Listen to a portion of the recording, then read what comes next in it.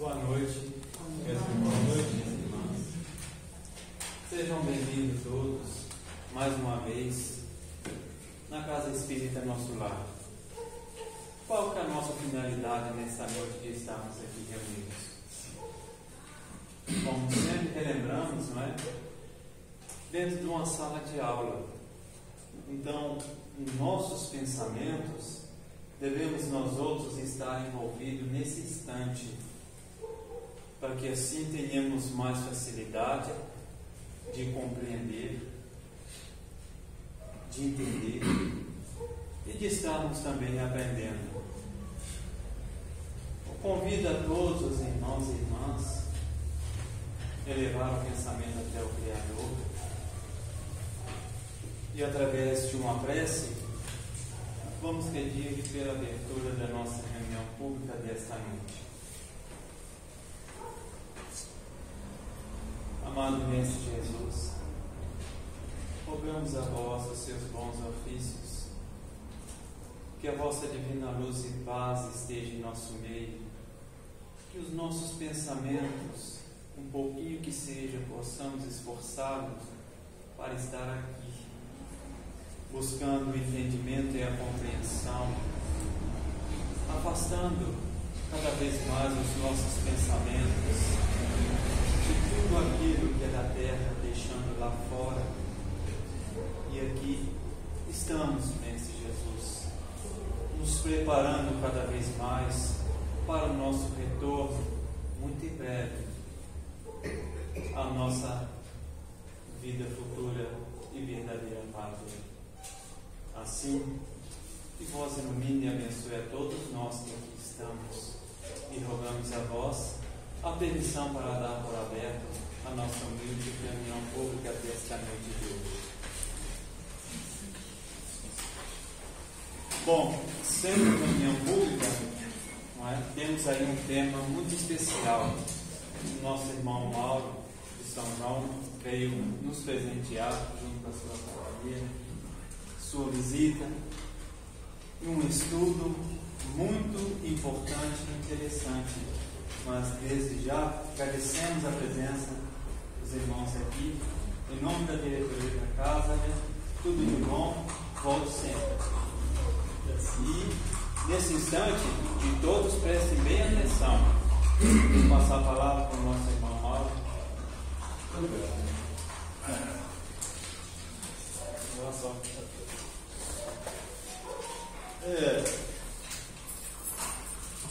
Boa noite, pessoal. Boa noite.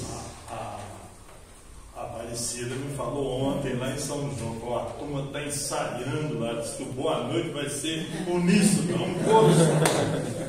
Que Jesus abençoe a todos nós, que nos envolva nas vibrações de paz, serenidade e derrame nossa alma. O remédio, o bálsamo que todos nós viemos na noite de hoje, com certeza, buscar nesta casa de oração, nessa escola, nessa oficina e também, por que não dizer, neste hospital de almas. Somos todos nós necessitados. Quando o nosso irmão falava, numa sala de aula, é uma grande verdade isso. Espíritos imortais que nós somos, caminheiros da eternidade, criados na simplicidade, na ignorância, precisamos, pela misericórdia divina, de caminhar sobre os nossos passos. Assim fizemos, justos, merecedores dessa dádiva de ter o livre-arbítrio, o conhecimento do bem e do mal, nós colocamos nossos pés na estrada espiritual, caminhando para o alto. Mas nunca, em momento algum da nossa caminhada, nós estivemos só. Por um instante sequer, nós estivemos sozinhos, desamparados. Momento algum.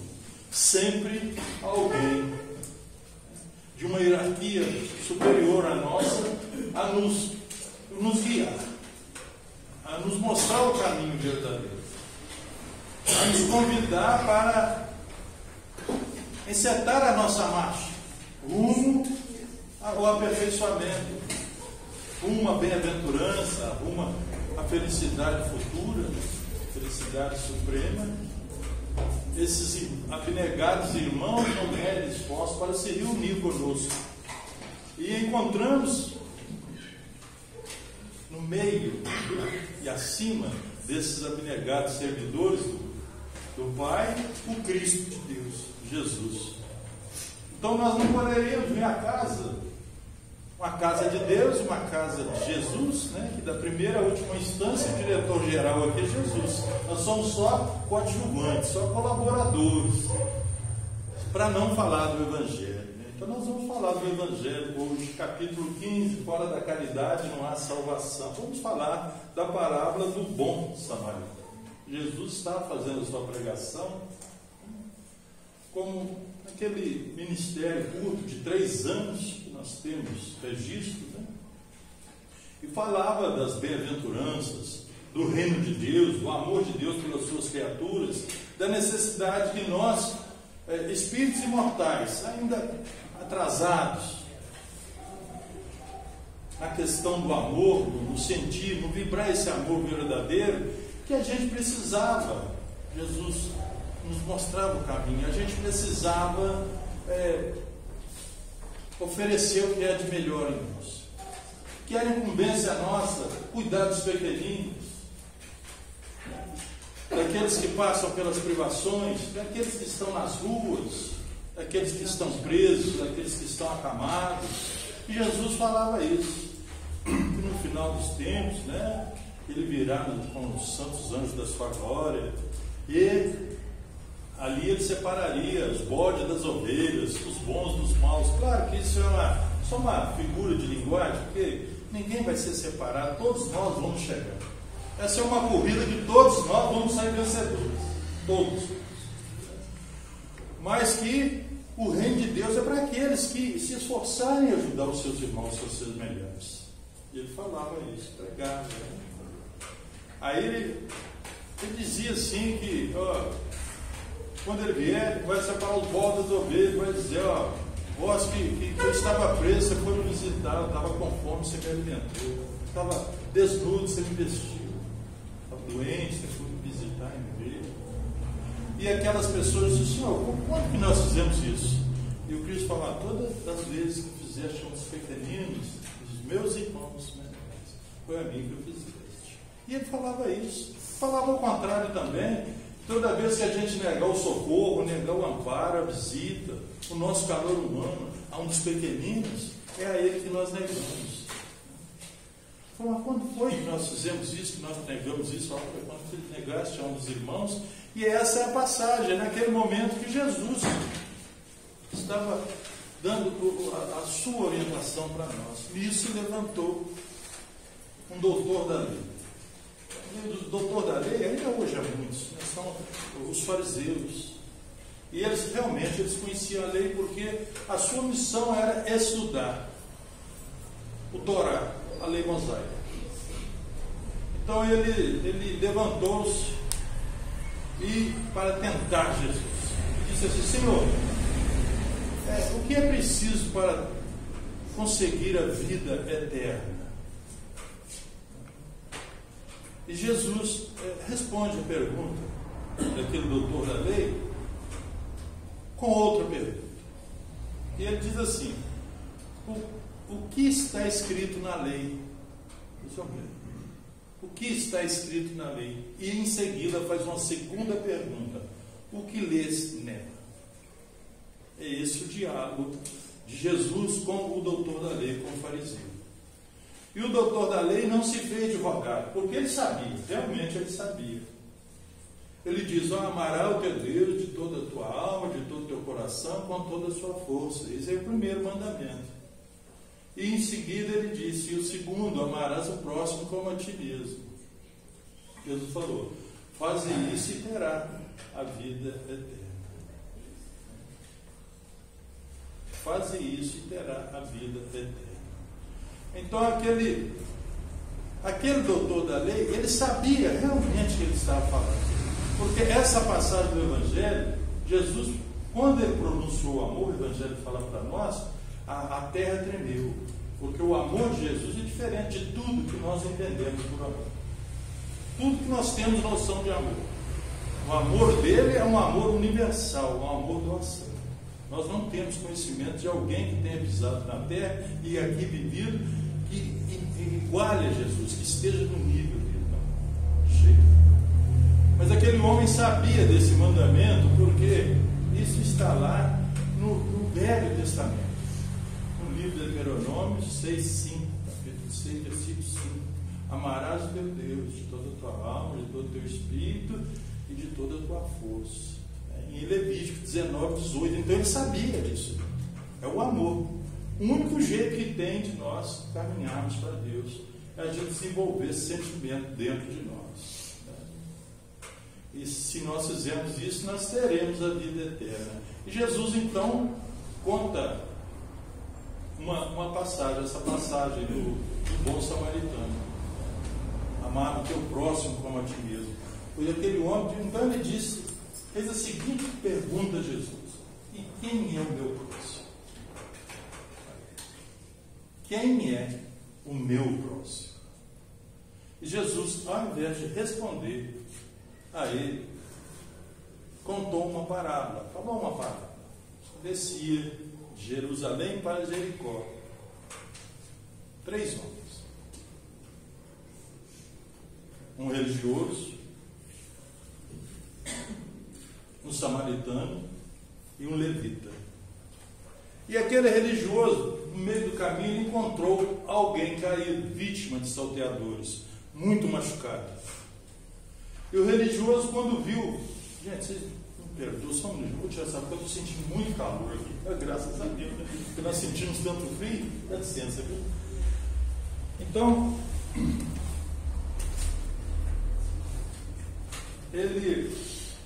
o religioso viu o homem, se aproximou dele, como ele estava muito machucado, ele pensou: esse homem está morto, e eu não posso tocá-lo.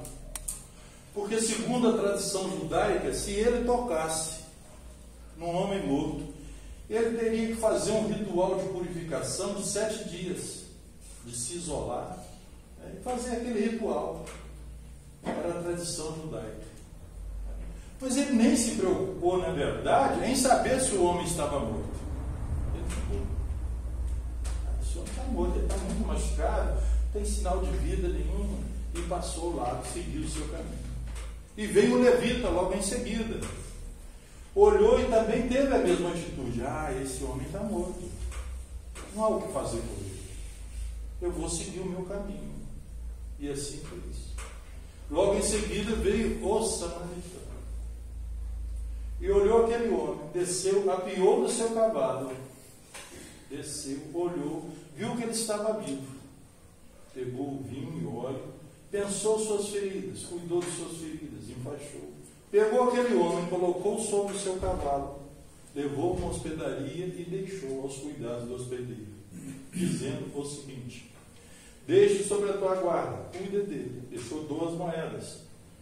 E se não for o suficiente, no meu retorno, eu retribuirei o que faltar, pagarei o que faltar. E seguiu o seu caminho. E Jesus então pergunta ao doutor da lei: quem te parece ter sido mais próximo do moribundo? E o doutor da lei respondeu: aquele que prestou ajuda, aquele que prestou a caridade. Jesus fala: então faze isso e terás a vida eterna. Essa é a passagem do bom samaritano. Faz isso, cuida daqueles que Deus colocar no seu caminho. Mas a questão que se apresenta para nós é a gente analisar esses personagens da parábola do Cristo. Nós analisamos, são 4 os personagens, 5. O religioso são aqueles que, em tese, tem a missão de levar o reino de Deus para as pessoas. Qualquer pessoa, padre, pastor, bispo, arcebispo, o que for, nós aqui fazemos uso da palavra, não que sejamos modelo, guia, mestre para ninguém seguir, porque isso é muito importante. Jesus é o mestre. Nós estamos aqui representando, falando em nome dele. Vamos seguir o Chico, seguir o Divaldo, não segue Jesus, gente. Ele é que é o guia. Esses que eu citei o nome aqui, e tantos outros, são grandes trabalhadores do bem, mas a referência deles é Jesus. É bom a gente deixar claro aqui. Eles são apenas tijolinhos, requeimados, firmes, na construção do reino de Deus na terra. Grandes tijolos. Mas aquele homem, o religioso, passou, e ele não pensou um momento sequer naquele que estava caído à beira do caminho. Ele foi egoísta. Ele realmente não se importou com aquela pessoa. Olhou e falou: está morto. Por quê? Porque se ele tocasse no morto, ele teria que fazer um ritual, teria que se purificar, que ia levar dias. Ia ter muito aborrecimento e muita contrariedade. Ele não poderia exercer o seu ofício durante aquele período. Que pena, né? Perdeu a oportunidade de ouro de prestar o seu concurso, o socorro ao semelhante. Aquele religioso representa nós. Toda vez que nós viramos as costas para algum necessitado, seja por qual motivo for, porque Emmanuel já fala conosco, ele traz uma mensagem muito clara para nós. Se consegues detectar a necessidade de alguém, está sendo chamado a prestar o socorro. Então, se o Cristo, se Jesus, a espiritualidade me mostrou alguém passando uma dificuldade, está mostrando para mim. Está mostrando para o nosso irmão Ângelo, Aparecido, nossos irmãos, é para você. Mas às vezes eu não tenho recurso, então vamos providenciar o que for necessário. Vamos ver, como disse a nossa irmã lá ontem, o que nós temos para hoje. O que é preciso ser feito? Talvez não dê para a gente fazer sozinho, mas nós vamos fazer. Nós vamos entrar em contato com alguém que possa colaborar, mas nós nunca podemos deixar alguém necessitado às nossas costas. Pensa bem, um religioso, alguém que tem a incumbência de levar a palavra divina, de levar a mensagem, pregar o evangelho de Jesus, virar as costas, passar o lado, deixar alguém numa situação difícil, seja ela qual for. Nós não podemos, de jeito nenhum, incorrer nesse erro. Muito pelo contrário, a gente vai ter que fazer aquilo que estiver ao nosso alcance. E vejamos bem, Jesus sempre estava no meio do necessitado. A gente não pode, a gente tem uma mania, passa lá no centro para tomar um passe. Às vezes a gente fala isso com as pessoas, não fala? Passa lá para tomar um passe. A gente não pode ser a doutrina do passa lá. Jesus, ele estava sempre no meio da multidão, e de preferência das pessoas de má vida, dos necessitados, dos ladrões, dos doentes, das pessoas de má prostituta. Ele estava lá porque para ele não havia doenças a serem curadas. Então nós não podemos trancar dentro de uma casa e ficar cuidando das pessoas via internet, apesar que agora até melhorou muito, ficou muito o espiritismo depois da pandemia, muitos grupos foram criados, muitas reuniões virtuais, tudo isso tem o seu valor, mas nada supera o corpo a corpo, olho no olho, e Jesus sempre estava presente junto das pessoas. O que ele pensaria de nós? Se alguém caísse na nossa frente e nós virássemos porque nós estamos com pressa, porque a pessoa está machucada, sofreu um atropelamento, foi abandonada. Imagina bem, não vou mexer não, porque às vezes a gente está passando de carro, vê aquilo ali, porque vai me complicar. Medo. Às vezes, o que a justiça vai pensar, o que a lei? São desculpas que muitas vezes nós arrumamos para não fazer a nossa parte. E a gente não pode correr desse erro. Se acontecer um caso desse, a gente pega, faça o que estiver ao nosso alcance. Se alguém cair, machucar, bater a cabeça, se estiver de carro, coloque, se não tiver, para um carro, chama alguém conhecido. Passamos a nossa parte na construção para um mundo melhor.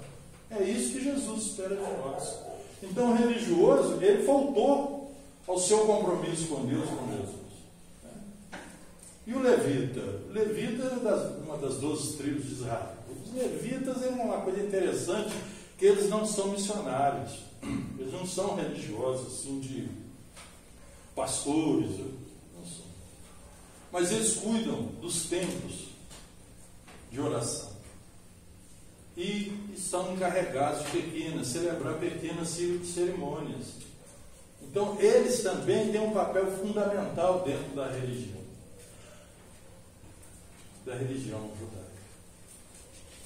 Eles têm esse papel. Mas ele também virou as costas. Por quê? Porque ele pensou, isso também já não há mais o que fazer por esse irmão. O que adianta a gente cuidar do nosso tempo de oração, de vir aqui, limpar, pintar? Claro que a gente tem que fazer isso. Porque é o lugar que a gente convive, é o lugar que a gente está sempre, né? 2, 3 vezes, 4 vezes por semana, que é a casa espírita. Nosso tempo de oração, a gente tem que manter limpo, arrumado, na medida do possível, mas não pode ser isso, só isso. A gente não pode só cuidar da questão material, de que as coisas estejam no lugar, tudo arrumadinho, e esquecer dos verdadeiros necessitados, aqueles que Deus coloca em nosso caminho. De jeito nenhum. Aí eu vou ser uma aparência, vai ser um religioso de aparência, né? Porque a minha missão é essa. A missão é aquela que Deus colocar para nós, aquela que nós fomos chamados, quando fomos chamados, no momento que for. Então o levita também faltou com o seu compromisso, porque o compromisso nosso maior é entre nós e o Pai. A gente lembra da fala de antes? Toda vez que cuidar do pequenino é de mim está cuidando, a gente não pode nunca esquecer isso. E a verdade, meus irmãos e irmãs, é que tudo que a gente não faz nunca para o outro. Nunca. Para nós. Não existe bem, ação no bem, pequena ou grande, essa é maior. Não, essa é menor. Não existe isso. Existe a ação do bem. A prática do bem, a prática da caridade. A gente lembra do óbolo da viúva, gasofilácia uma parafernália que tinha lá de cobre, né, que fazia umas curvas, estava lá na praça, o pessoal jogava as moedas.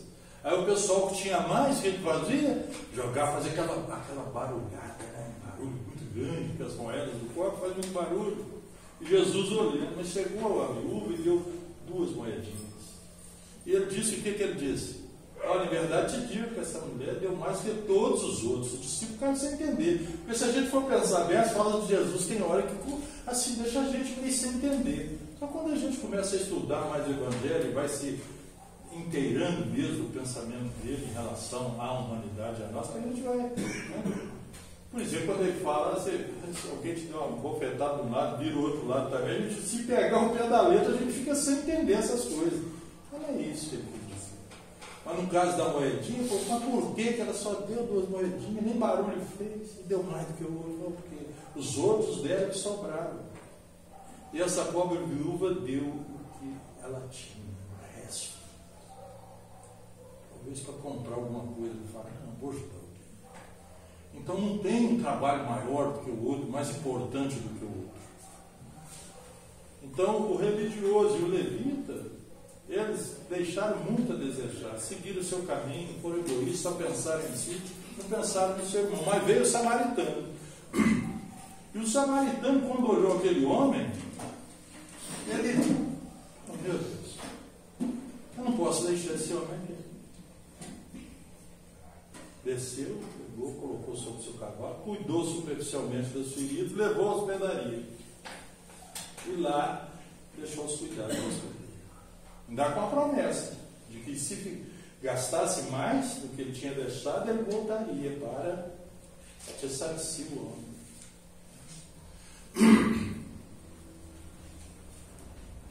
E na pergunta que ele faz ao doutor da lei, ao fariseu, quando ele diz, quem você acha que praticou a caridade por mais próximo daquele homem? Ele diz, aquele que prestou a caridade. Vejam bem, o fariseu, Ele não diz, foi o samaritano.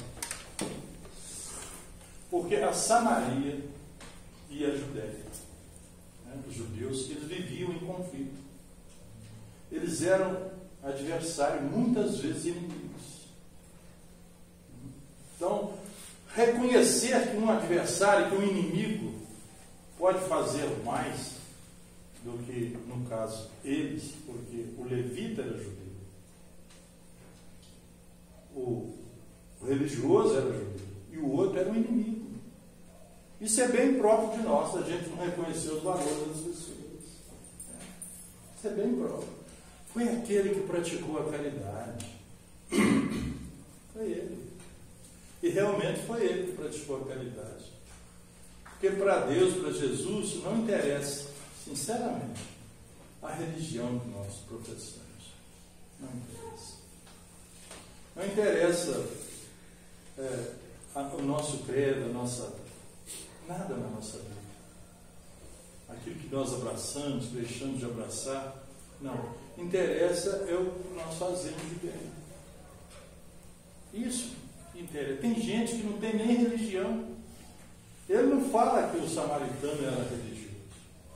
Se a gente parar para pensar, ele não fala. Era alguém da Samaria. Alguém que passou naquele momento, ainda está lá no texto, que passava naquele momento. E ele não questionou, simplesmente ele fez o que precisava fazer. O que nós temos para hoje? Temos um homem moribundo, ferido, machucado, à beira da morte, e eu preciso cuidar desse homem. Veja bem, aquilo ali foi um exemplo da caridade desinteressada que Deus e Jesus espera de nós. Porque ele não perguntou, ele não viu qual era a origem daquele homem. Ele não pergunta se aquele homem ele era casado, se era solteiro, se ele era rico ou se era pobre, se era judeu, se era da Samaria ou de outro lugar distante. Ele não pergunta. Ele simplesmente faz aquilo que Deus espera de cada um de nós. Ajudar. Fazer o bem. É isso que Deus espera de nós. Imagina, claro que a casa aqui tem seu trabalho de assistencial para aquelas famílias, tem um atendimento fraterno, outras coisas mais, que as casas espíritas, cada uma dentro da sua condição, desenvolve. A gente não pode ficar fazendo um levantamento da vida dos outros. De jeito nenhum. Para ajudar as pessoas. Não pode a gente fazer uma investigação. É claro que a gente tem que tomar cuidado, porque o mundo, infelizmente, está cheio de aproveitadores. Isso é uma realidade também. E a gente precisa ter um pouco de cuidado. Porque às vezes você acha que está ajudando uma pessoa e você está atrapalhando a vida da pessoa. Isso é real, a gente não pode negar isso. Mas quando a gente é chamado a servir, primeiro se socorre. Depois a gente vê. Aquele homem fez isso de forma desinteressada. Ele não questionou nada. Se o homem tinha algum problema, nenhum, em determinada área, nada. Ele simplesmente fez o que tinha que fazer. E assim, eu acredito que todos nós devamos agir dessa forma, ao convite de prestar socorro a alguém. O quarto personagem, que é o homem. Será que nós já paramos para pensar? O texto fala só no homem. Um homem caiu vítima de assaltantes. Ali não fala de onde que ele veio, a nacionalidade dele, se ele tinha problemas familiares, tinha problemas psicológicos, se era aqui, nada. Era um homem, era um ser humano, poderia ser uma mulher, poderia ser qualquer um de nós, um pai nosso, irmão, irmã, filho. Porque eu caí vítima de salteadores, se nós tirarmos isso da parte literal, nós atravessamos o mundo hoje, vivemos um mundo de extrema violência, né? O expurgo que está acontecendo aí, isso vai levar um certo tempo, né? Para que o mundo entre nos eixos, a caminho do mundo de regeneração, mas está sujeito a acontecer com qualquer um de nós. Qualquer um de nós. A gente precisar de uma ajuda, de uma mão amiga para nos socorrer naquele momento ali. Quem pode afirmar que não? E depois também, como o Evangelho diz para nós, nos lembra, às vezes quando nós negamos ajuda, aquele maltrapilho, aquele morador de rua, quando nós desencarnamos, a gente vai ver que aquele era um ente querido nosso. Olha só. Em outras encarnações, Deus colocou no nosso caminho, para que, quem sabe, a gente pudesse cuidar dessa pessoa. Então, fazer o bem, gente, é uma coisa assim que a gente vai aos poucos compreendendo isso. Quando o Evangelho fala para nós que fora da caridade não há salvação, e porque não há outro caminho para chegar a Deus. Às vezes eu fico pensando, aquele momento que a gente está estudando, está lendo, assim, fora da caridade não há salvação. Então vamos pensar em alguma outra coisa que possa nos conduzir para Deus. Alguém tem alguma sugestão aí? Sinceramente. Porque a caridade, aí você fala, não, eu preciso amar. Não é verdade, mas a caridade e amor em espiritismo, na visão espírita, é sinônimo. Porque não há caridade sem amor. Não há.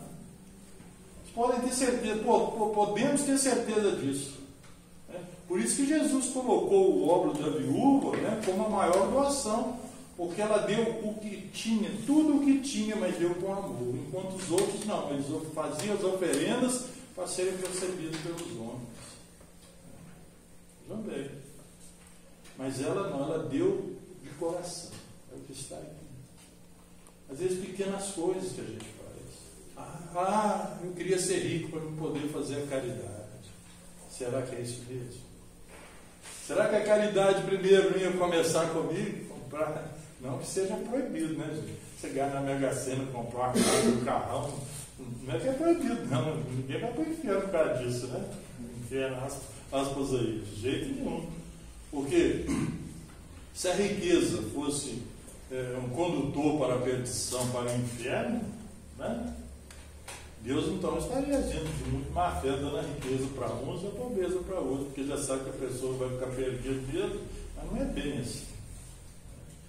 Aqueles que têm um recurso maior têm a missão de socorrer aqueles menos favorecidos.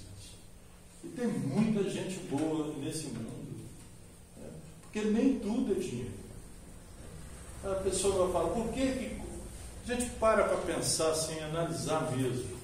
Na carta de Paulo aos Coríntios, ele fala que se tiver todo o conhecimento do mundo, se eu tiver uma fé que possa transportar até as montanhas, se ele falar até a língua dos anjos, veja bem, Paulo está falando isso.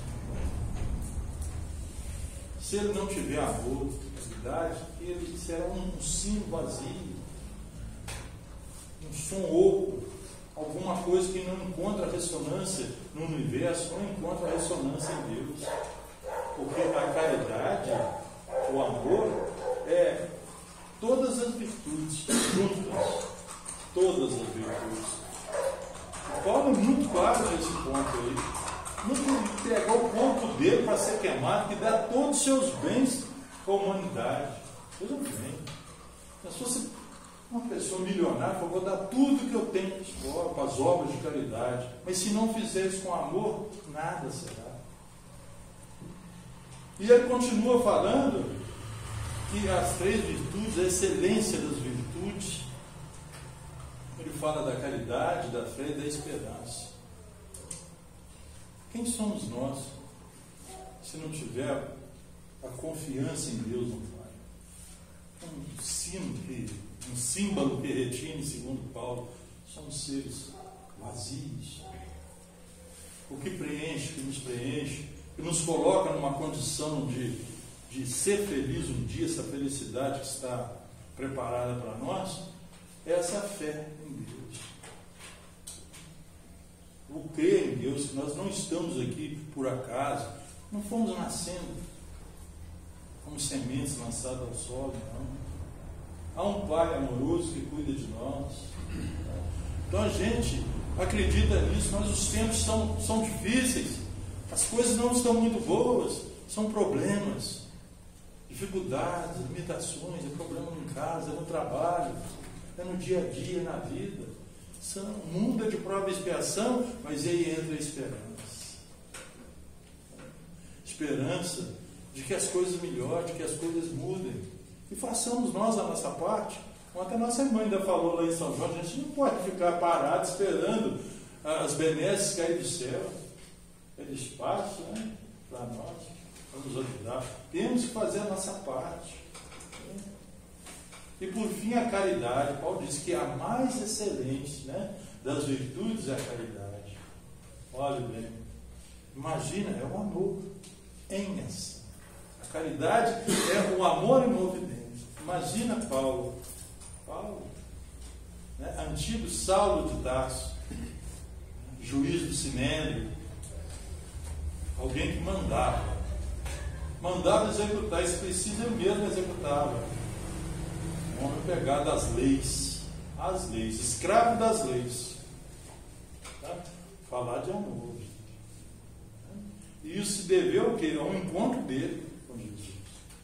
Aí a pergunta que a gente se faz: onde e quando foi o nosso encontro? A estrada de Damasco? Mas também está nessa rua, está naquela, está em todas as cidades, em todas as ruelas, em todos os estados, em todos os países, porque Deus está em todo lugar. Jesus está em todo lugar. Então, entre as três virtudes, a fé, a esperança e a caridade, a mais excelente é a caridade. E a caridade é a mais excelente porque qualquer um de nós está em condições de praticar. Mesmo aqueles moradores de rua, aqueles que não têm nada, tem às vezes uma coberta e um papelão, mas eles têm a condição de fazer o bem. Essa parábola do bom samaritano é um alerta para nós, para que a gente não seja esse sino vazio, esse som oco que não encontra ressonância no pensamento divino. Deus espera muito mais de nós, porque Ele sabe do nosso potencial. Ele sabe disso. Não são coisas materiais que vão nos fazer felizes. Ajuda. Nós vivemos no mundo como os homens do mundo. O Evangelho fala para nós isso. Viver aqui como os homens do nosso tempo. Então a gente precisa dos bens materiais. Mas não é isso que vai trazer a felicidade para nós. Uma consciência tranquila, uma paz do espírito. Saber que nós não estamos prejudicando ninguém.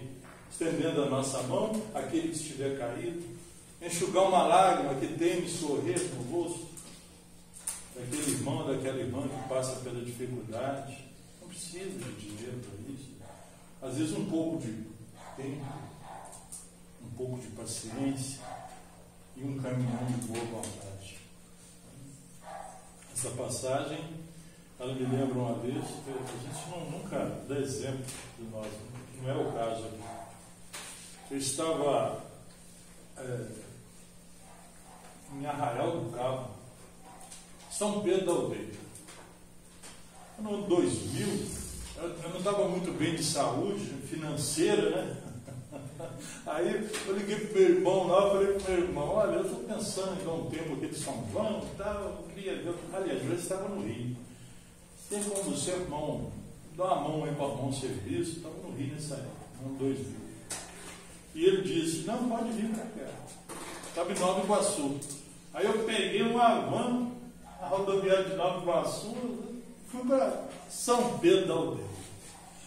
Cheguei lá e devia ser umas 8 horas da noite, e eu tinha o número do meu irmão, do celular. Comecei a ligar. Orelhão. Nada. Caixa postal. Caixa 8, 9, 10, 20. E agora, hein? Como é que nós vamos fazer? Eu tinha R$10 na carteira. Não dá para pagar um hotel, só que a situação está muito boa. Vamos ver o que vai acontecer. Aí eu sabia que meu irmão, ele era evangélico, a esposa dele é evangélica. Eu vi um casal de evangélicos lá na rodoviária de São Pedro. Eu falei, vou perguntar. Não custa nada, não é verdade? Olha, por um acaso, o senhor é evangélico, o senhor tá. Por um acaso, o senhor não conhece perguntou, o senhor é meu irmão, Renato, Vicente Gomes, né, meu irmão, eu marquei um encontro com ele, não consigo falar com ele é evangélico. Sabe qual igreja que eu falei? Não sei. Eu estou tentando falar com ele e não consigo. Não, infelizmente.